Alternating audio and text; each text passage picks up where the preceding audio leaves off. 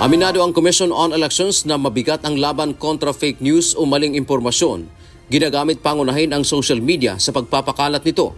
Kahapon ay lumagda sa isang pledge of commitment ang COMELEC Task Force Katotohanan, Katapatan at Katarungan o KKK kasama ang ilang grupo tulad ng Paris Pastoral Council for Responsible Voting o PPCRV, Department of Information and Communications Technology o DICT, Philippine National Police o PNP at iba pa para tulungan ang komisyon na mabantayan at labanan ang misinformation.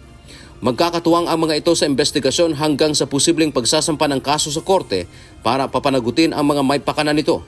The Philippine National Police will use its available resources, personnel, skills, lalong-lalo na dito para makatulong and to ensure that there will be an election. We are in the process of accrediting more independent fact-checkers. Independent, ibig sabihin, walang pinapanaligan, no? Part of our transparency to ensure we have fair and honest election. Sinampulan kaagad ng COMELEC ang isang kandidato sa pagka-vice alkalde ng Reyna Mercedes Isabela dahil sa paglabag-anya sa Cybercrime Prevention Act of 2012.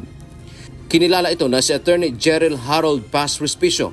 Ayon sa COMELEC sa post ni Respicio, sinabi nito na kaya umano niyang manipulahin ang sistema ng 2025 elections. Binigyang din ng komisyon na nakasisira ito sa institusyon at kredibilidad ng paparating na halalan. Sa isang banda, kung siya ay tumatakbo, isipin nyo rin, kung bigla siyang manalo, sasabihin dahil sa produkto yan ng kanyang pagmamaniobra, o kaya naman pag natalo, sasabihin niya na minaniobra ng iba yung resulta ng ating pong halalan. Ito ang unang reklamo na isinampa ng COMELEC laban sa isang kandidato kaugnay ng 2025 elections. Dagdag pa ni Garcia, maghahain din sila ng bukod na kasong disqualification at election offense. Magpapile din ng disbarment case sa ating pong Integrated Bar of the Philippines. Nalaman din po namin na siya pala isang accountant and therefore magpapile din po ng karampatang kaso para ipatanggal ang kanyang lisensya sa Professional Regulatory Commission. Sa mensahe na ipinadala ni Attorney Respicio sa UNTV News, kinumpirma nito ang inihaing reklamo ng COMELEC kaugnay ng sinabi niyang kahinaan umano ng voting machines. Iginiit nito na kapag nakakonekta sa internet ang makina ay maaring madaya ang eleksyon. Dante Amento, UNTV News and Rescue.